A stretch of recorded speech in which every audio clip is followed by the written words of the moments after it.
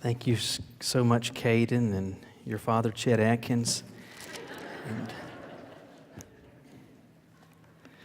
And, teenage years are difficult to go through. Some of you are going through that stage of life and development now. Others of us can remember what it was like, or maybe vaguely remember what it was like, depending on the case. But it's difficult for a variety of reasons. I mean, there's the social dynamics, which are just horrendous, and so you've got that. But beyond that, during those teenage years, physically, your body is going through so many changes. You're getting taller, your voice is changing.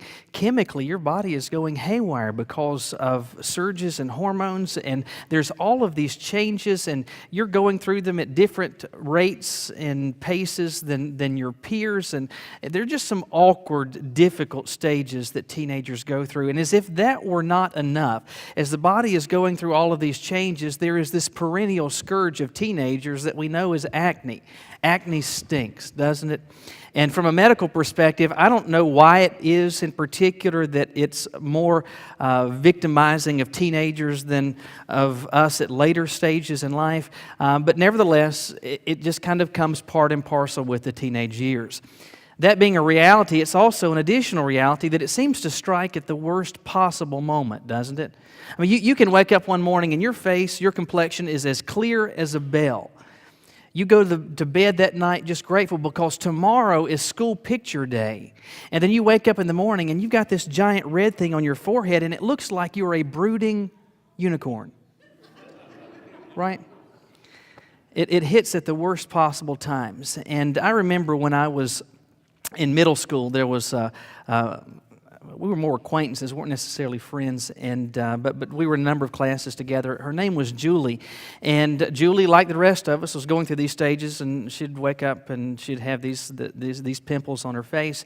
And from my perspective, because she was a girl, she came into that dilemma with a leg up on guys, and that is because as a girl, she could use makeup to conceal this, or she might be able to at least minimize the effects so that you don't see these giant bright red bumps on her face.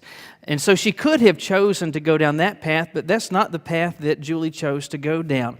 Instead of using some makeup to cover or to at least minimize the appearance of it, what she did was to go into the medicine cabinet and get those little round Band-Aids. And she would put them all over her face. And so she comes to school appearing as though she's been attacked either by a lawnmower or a wild animal. And I would look at her, and I never obviously said anything, but just kind of puzzled about this. Because I thought, first of all, you're not kidding anybody. I mean, option number one would have been to go the makeup route. That's not bad. Option number two is just to not cover it at all, and then you look like the rest of us. That's not bad. But then, instead of doing that, she chose to cover them with all of these Band-Aids. That made matters worse, didn't it? Because in covering it, she didn't make them go away. But in covering them, she actually made it worse.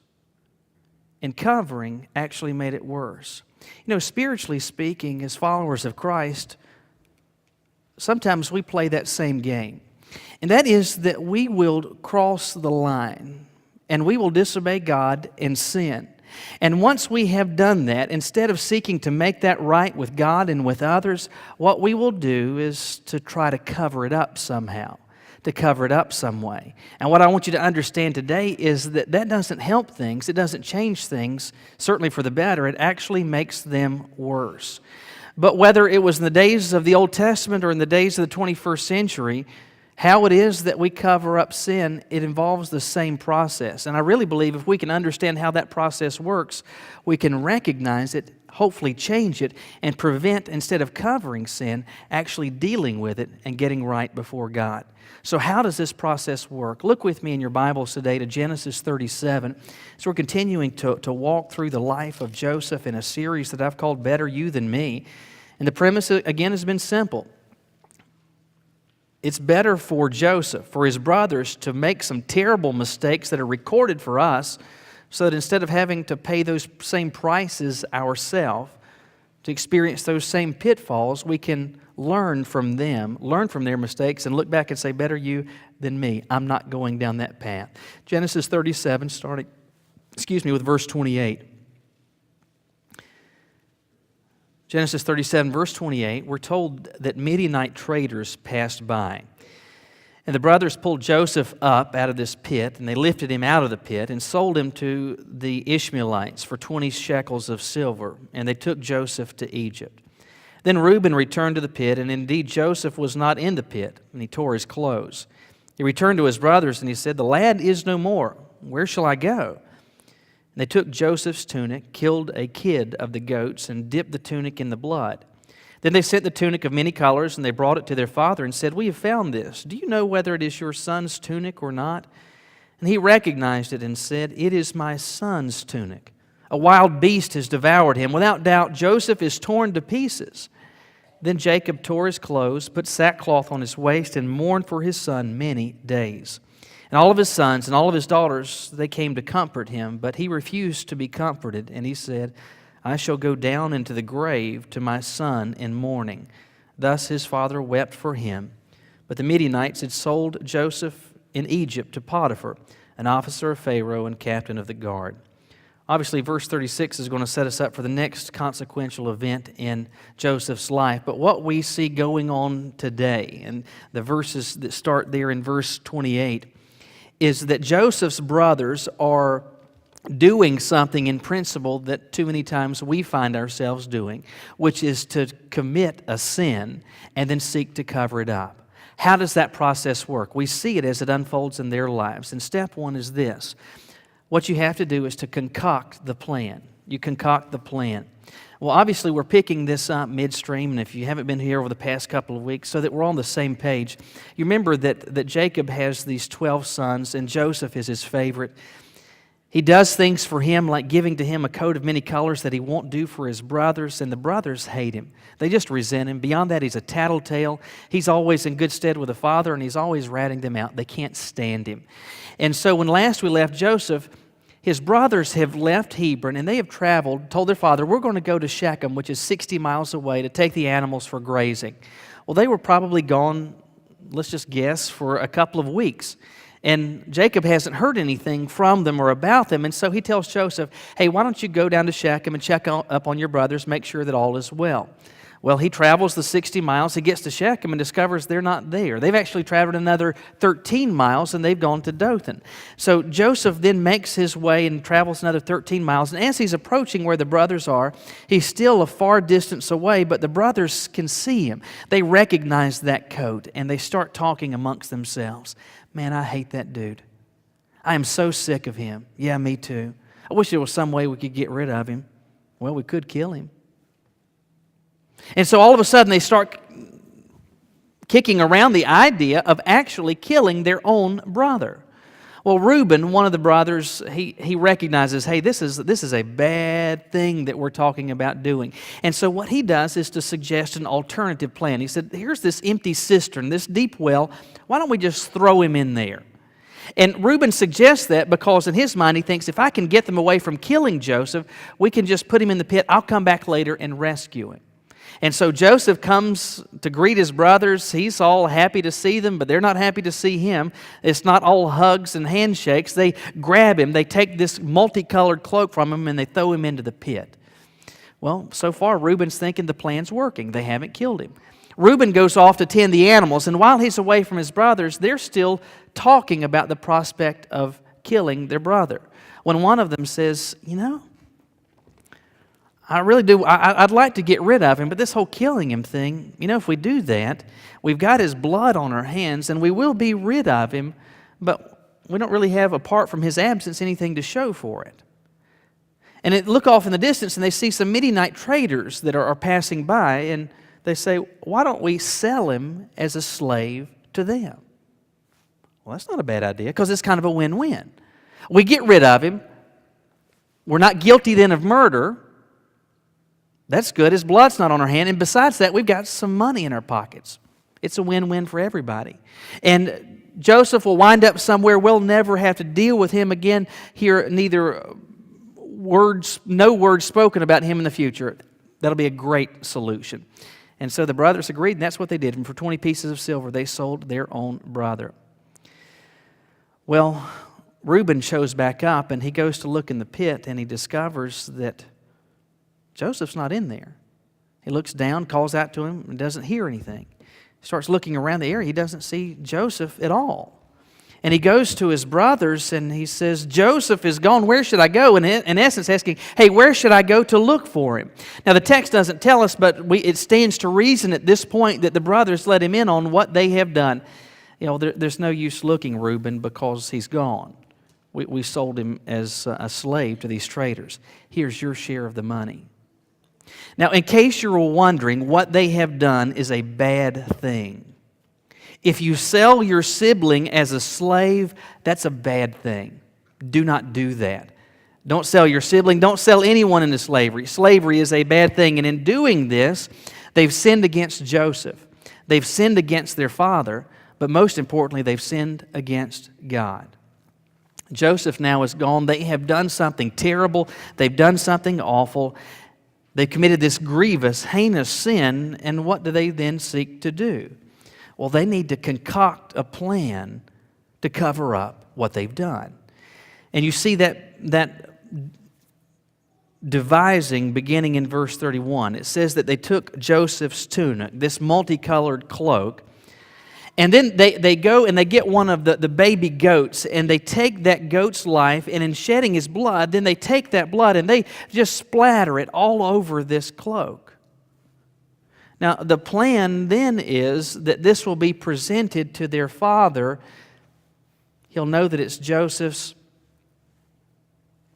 The assumption then will be, Joseph is gone. And so what they have done is to sin against God, to sin against their father, to sin against their brother. And once they've done that, they need to cover it. To cover up what they've done, they've got to concoct a plan. What they do does not happen by chance. It doesn't happen by accident. It's intentional what they are seeking to do. I'm a pretty fair-skinned guy, and because of that, if I am out in the sun for any length of time, I don't really tan so much as I turn lobster red and sizzle. And so, for example, when I go to the beach, obviously I'm going to have a bathing suit on, but I'm not just going to have a bathing suit only on. I'm going to have a bathing suit, and I actually wear one of those swim shirts. And you say, well, why would you wear the shirt? Well, I wear the shirt for a couple of reasons. First of all, if I just go to the beach and I only have a bathing suit on, I'll spend most of my time signing autographs, and there's no time to relax and taking pictures with strangers and all that. And so that would get old. I want to be able to relax. And so there's that. Hope I didn't ruin your lunch. But the other reason is this. For me, even with sunscreen, I will still tend to burn. And so what I do is to wear one of those swim shirts. And that way my chest, my back, my shoulders, not exposed to the sun, and it spares me from burning. Now, beyond that, you've probably noticed Michael does not have a whole lot of hair. True. Well, one of the benefits of hair, and there are some benefits of having a head full of hair, is that it covers your head from the sun's rays. Now, if I go outside for a period of minutes, especially in the summer, though, I don't have to stand out there very long before I can feel the sizzle going on. And so if I'm going to go onto the beach, not only am I going to have a swim shirt on, I'm also going to have a hat on. I don't really like wearing a hat, but I got to wear a hat. And I don't wear like a baseball cap. I wear a really cool hat, and it's a big round, big brimmed thing. And so here I am. I'm out on the beach with my swim shirt on and my big brimmed hat, and it's like I look like a shade tree is what I look like, essentially.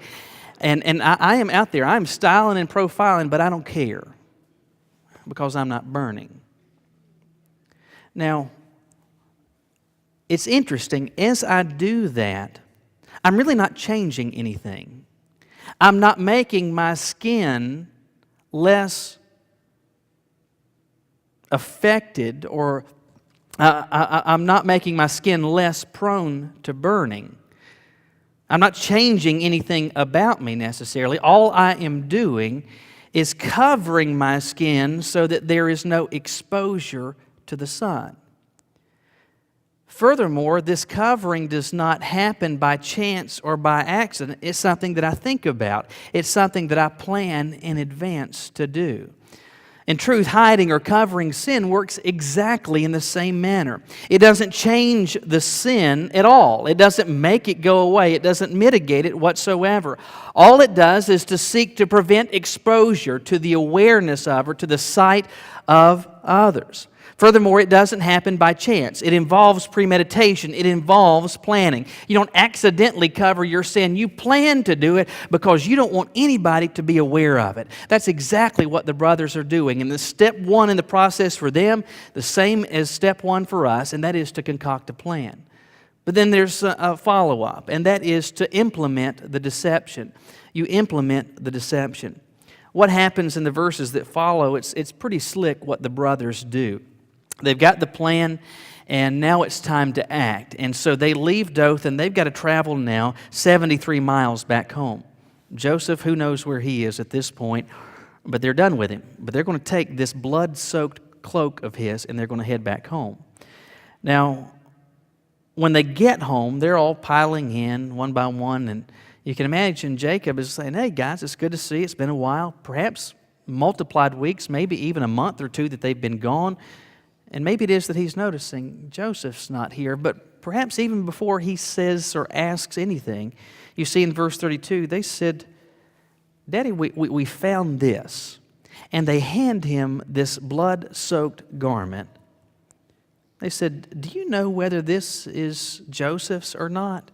It looks kind of familiar. It looks a lot like the one that Joseph had. We got this. Well, verse 33, Jacob recognizes it immediately.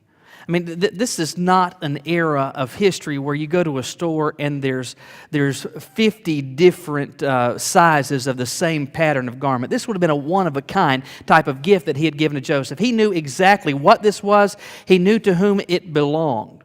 It was Joseph's. And immediately he says, "It's my son's.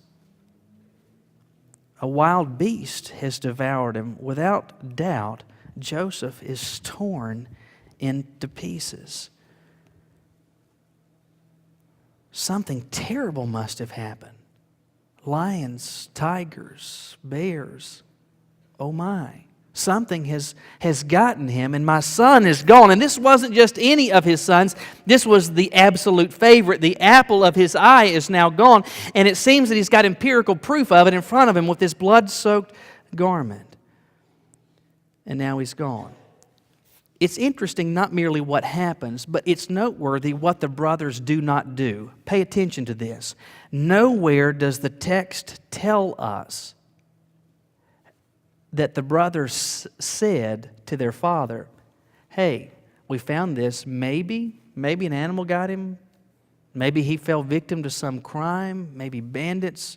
They don't make any suggestions whatsoever. All they do is to present this blood-soaked garment before their father, and then they let their father's imagination take over. And once his imagination begins to unfurl, they don't stop him. They just stand back, and in their minds thinking this is working out like a charm. Exactly how we had hoped. And we didn't have to say anything. We didn't have to say, "Hey, Daddy, we found this and we think this is what happened," to put the thought in his mind. All they did was present this to him, and they probably assuaged their own consciences by saying, "You know what? We didn't actually have to lie. We didn't say anything. You think this is Joseph's?" It's almost like an opinion question. But this was part of the plan. And part of the plan, then, the next step was to act on it and to perpetrate the deception. And that's what they have done. They've told themselves probably, "Hey, it's okay because we're not actually saying a lie," but even in their silence, they were lying. They were perpetrating a deception, this cruel hoax on their father that is breaking his heart. Sometimes we will play those same games, won't we? There was a manager who had an employee that was not very good. Actually, his boss couldn't stand him, not because he was a bad person, but because he was just really lazy. The problem is he wasn't bad enough to fire, but he wasn't good enough to really like as an employee either. And for some period of time, the manager just hoped and prayed, please, Lord, let him find somewhere else to work so I can be rid of him, because I can't fire him. He's not quite bad enough, but I really won't get rid of him because he's so lazy. Finally, his prayers get an answer when his employee comes in one day and he says, listen, I appreciate the opportunity that you've given to me to work for you for this period of time, but an opportunity has presented itself, and I have applied, and they've asked, and I anticipate that they're going to be seeking a letter of recommendation from you. Okay, yeah, I'll be glad to help in any way that I can. And once he hears that, he's thinking, I sure hope they don't send for a reference, but they actually do. So he gets this document in the mail, and they ask him to write a letter of recommendation. He's really torn at this point because he wants to be honest, because he's an honest man, and he wants to be able to tell the truth. But if he really tells the truth, hey, this joker is just terribly lazy, they'll never hire him, and I'll still be stuck with him. And so he spends a sleepless night trying to decide what it is that he's going to say, how it is that he could phrase his words. And so finally, he comes up with this. And this is what he said in the recommendation. You will be lucky if you can get him to work for you.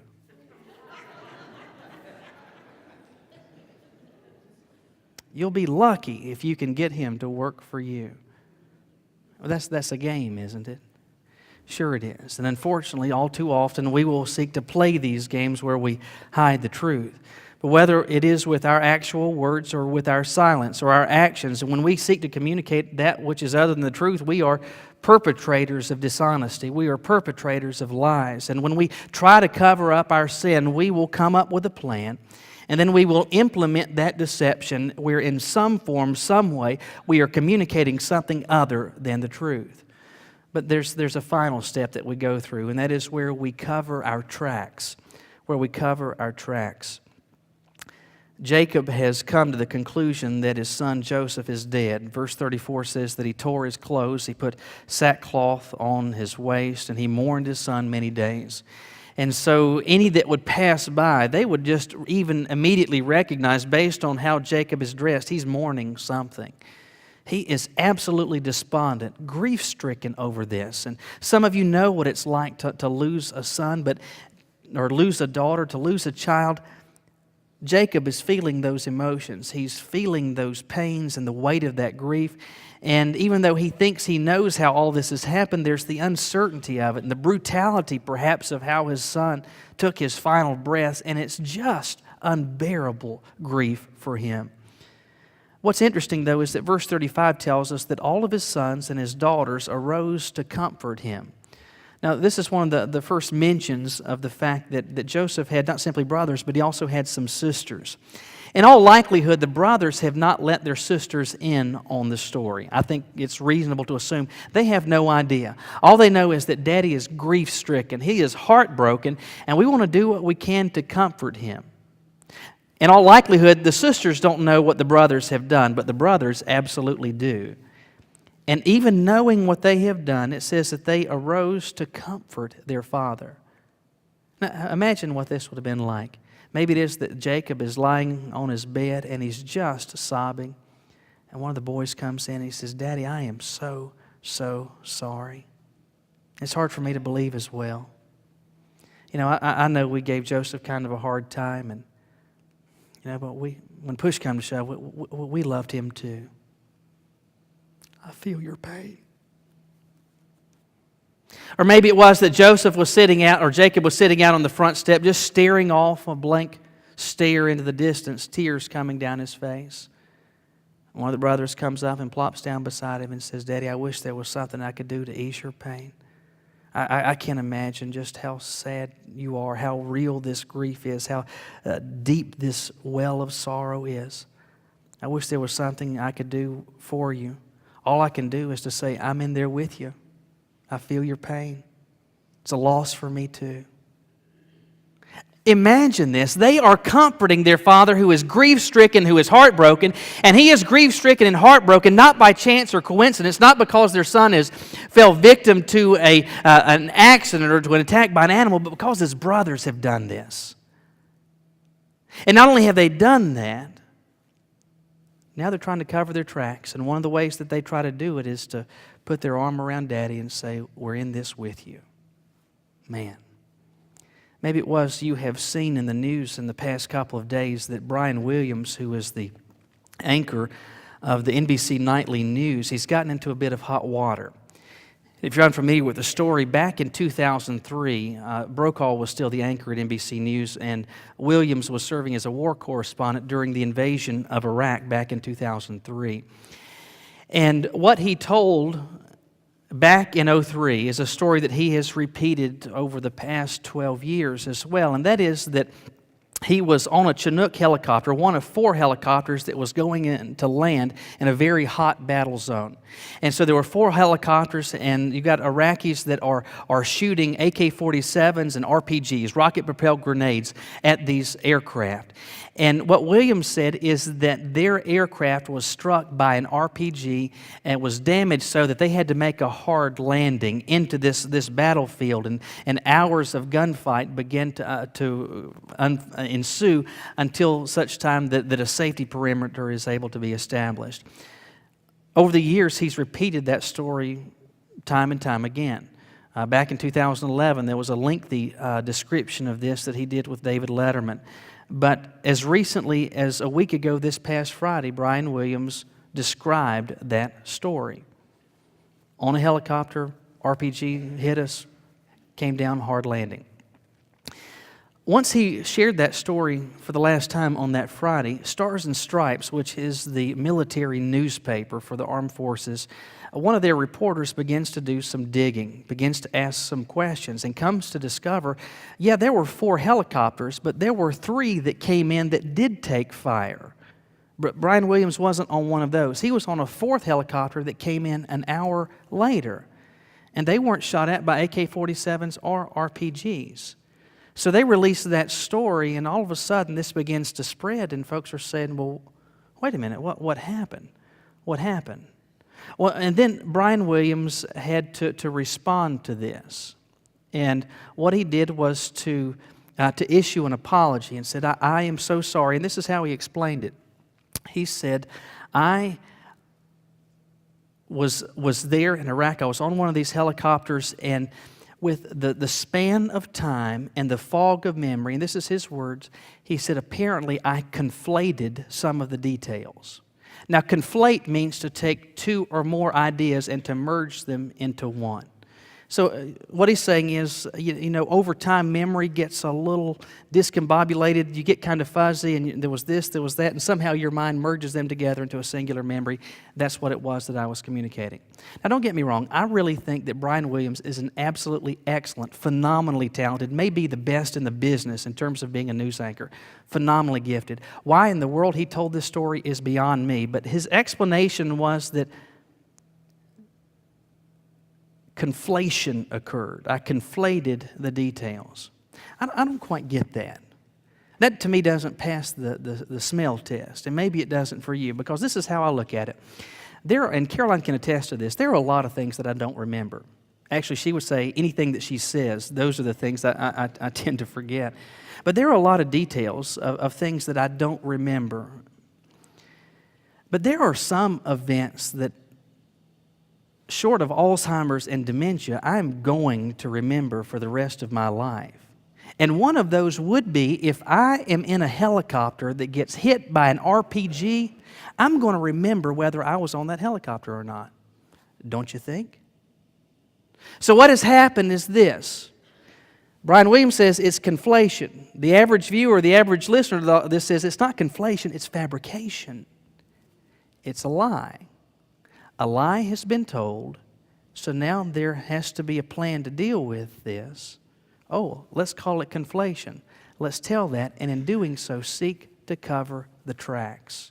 You know what, in truth, that's not something that's anything new. Joseph's brothers did this, but God gives us some counsel about this whole issue. It says very simply this in Proverbs 28, verse 13, "He who covers his sins will not prosper." Now, we can play this game. We can. Joseph's brothers did. And what we're going to see as the weeks unfold and this story begins to unpack itself is that these brothers come to regret to an enormous degree exactly what it was that they did. They come to regret in an enormous way this attempt by them to seek to cover it up. My encouragement for you is this, to say, better you than me, to learn from their mistakes and say, hey, this is not going to be a part of my life. This isn't how I'm going to operate. Because I want you to understand this. When we seek to cover up our sin, it doesn't change things. It doesn't make the sin go away. That's the bad news, but let me tell you the good news. The good news comes in the words of a hymn that most of you are probably familiar with. There is a fountain filled with blood drawn from Emmanuel's veins, and sinners plunged beneath that flood lose all their guilty stains. Listen, when push comes to shove, you've got two options. You can seek to cover up the sin, or you can seek to be cleansed from the sin, to get right with God and right before others.